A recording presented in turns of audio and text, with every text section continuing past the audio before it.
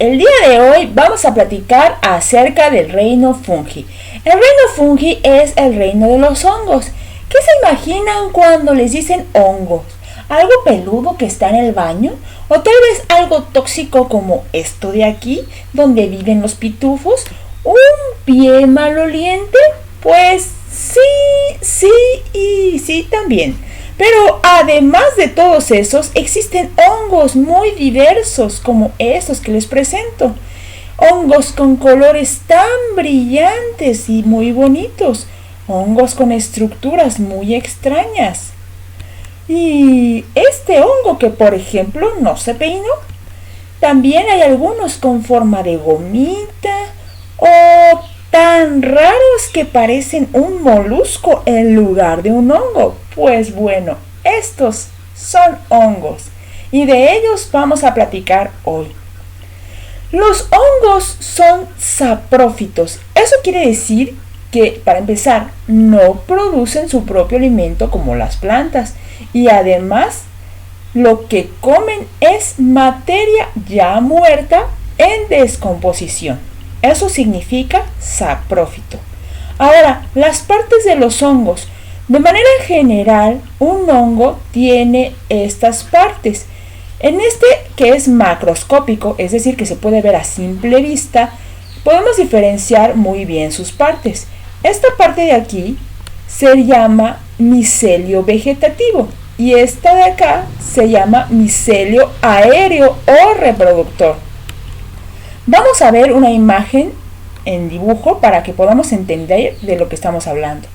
Todo este conjunto de palito, todo este palito tiene muchos tubitos. Esos tubitos se llaman hifas y es la unidad anátomo-funcional de los hongos. Entonces, una hifa es muy importante. Ahora, estas hifas que están aquí abajo son a las que se les llama vegetativas. El conjunto de muchas hifas se llama micelio y por eso les decía micelio vegetativo. Ahora, acá es de donde salen sus esporas o sus conidios en el caso. ¿Y cómo se ve eso al microscopio? Pues bueno, esta parte de aquí, que es la reproductora, se vería así al microscopio y esto sería el micelio reproductor. No necesariamente tiene que tener la forma de sombrerito para tener micelio reproductor. Simplemente lo que esté más anclado a la superficie de la tierra o el medio de cultivo, eso será el micelio vegetativo. Y lo que está en la superficie generalmente tiene la estructura reproductora y por lo tanto se llamará micelio reproductor. Vamos a ver, esta es una hifa. La hifa es un conjunto de células que se fusionaron, es decir, se pegaron unas con otras. Y a través de todas estas células es donde fluyen los líquidos, los nutrientes de adentro del hongo. Ahora, esto de acá es una colonia y yo creo que han visto estos hongos alguna vez que en una fruta o en una verdura, en el baño. Bueno, estos hongos que parecen como peluchitos se les dice moho y esta forma redondita que tienen se llama colonia.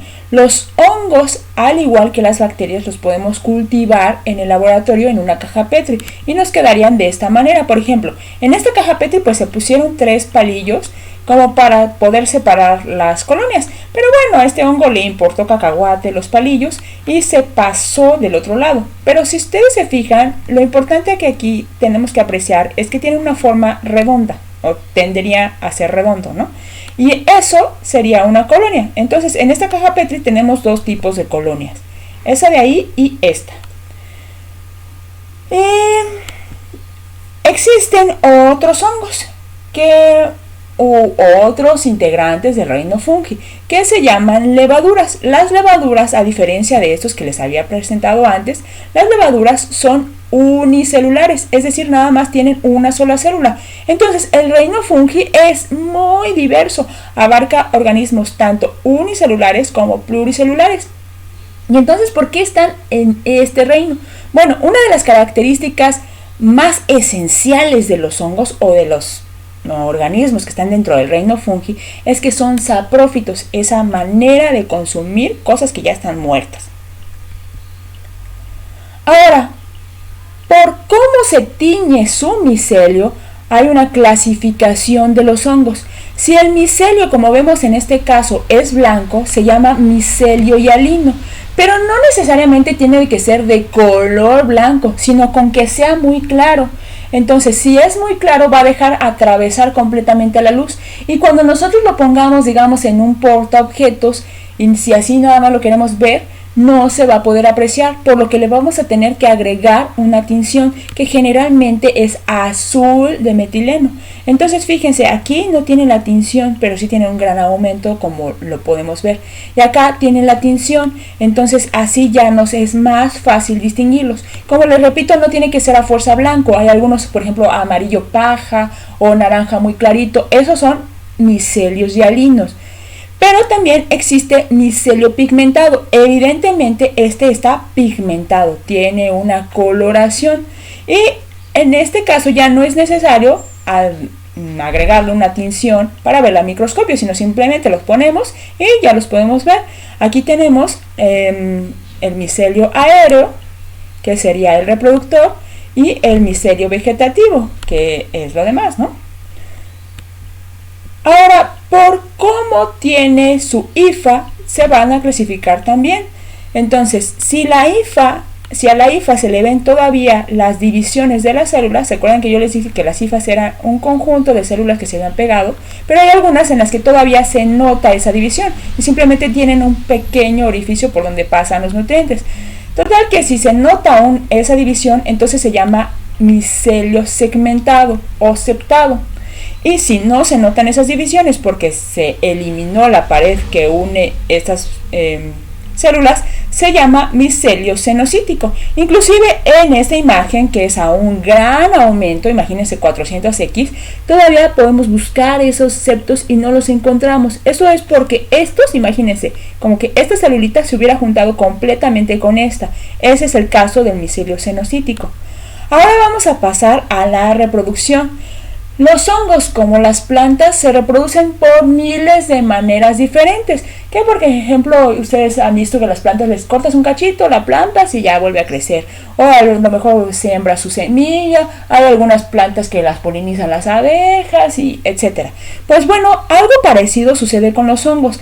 Existe la reproducción por esporas y la reproducción por conidios. Vamos a iniciar con la de por esporas. Entonces, por esporas hay de dos tipos. La primera es la asexual. Eso quiere decir que no va a necesitar de otro hongo o juntarse dos células diferentes para poder dar un nuevo organismo. Y en este caso, el hongo forma en el micelio aéreo estos como cápsulas que se llaman esporangios. Y dentro de los esporangios empieza a hacer una división celular y empieza a obtener todas estas bolitas de aquí que se llaman esporas. Entonces estas esporas son simplemente del propio hongo. El propio hongo hizo una reproducción de muchas de sus células y un día se abre el esporangio y estas esporas vuelan por el aire, caen en la tierra y ya se forma otro hongo. Bueno, en la tierra o que tenga una materia orgánica, ¿no? Como por ejemplo un árbol, porque necesita alimentarse de algo. Ahora, las sexuadas. En las sexuadas es algo similar, pero lo que ocurre previamente a que vuelen por el aire y caigan en la materia orgánica es que dos hongos de diferentes, digamos, dos hongos diferentes, se juntan. ¿Sí? Por ejemplo, aquí se están juntando como digamos de sus raíces. Se juntan y entonces así intercambian su información genética y forman lo que sería para nosotros un cigoto, ¿no? Entonces ya después se libera y empieza a formar un nuevo hongo, que sería la combinación de la información genética de este de aquí y de este de acá. Pero esa es la manera sexual. Ahora, existe otra manera todavía más sencilla, como les platiqué. Igual que en las plantas le podemos cortar un cachito, sembrarlo y que vuelva a crecer. A eso se le llama por conidios. Pero bueno, antes de que pasemos a los conidios, se me pasó decirles que aquí tengo una imagen de los esporangios. Entonces este es un esporangio y está soltando pues las esporas, ¿no? Para que lo conozcamos. Pasamos a los conidios. Entonces en los conidios hay dos tipos, los blásticos, que es, nosotros tenemos la hifa, ¿no? Una hifa especial que va a formar el conidio. Entonces, esta hifa especial, igual es de micelio aéreo, reproductor, se va a empezar a dividir por la punta, y esto es blástico. Entonces se divide por la punta y entonces aquí ya está englobado el material genético, crece un poco y es liberado al ambiente. Existen otros tipos, como por ejemplo los tálicos. Los tálicos tenemos igual el micelio, bueno, la hifa y la hifa se rompe en muchos pedacitos y cada uno de estos pedacitos va a poder dar lugar a un hongo. Vamos a poner algunos ejemplos reales de estos que se reproducen por conidios. Este es el penicillium. Entonces, esta sería la hifa que les dije y esto aquí ya está empezando a partirse por la punta y estas que se están partiendo por la punta pues fácilmente se van a liberar, se van a trozar y por ejemplo esta de aquí ya se trozó, o sea ya se liberó de las demás y va a ir volando a otro sitio donde haya una maderita en descomposición y va a volver a crecer.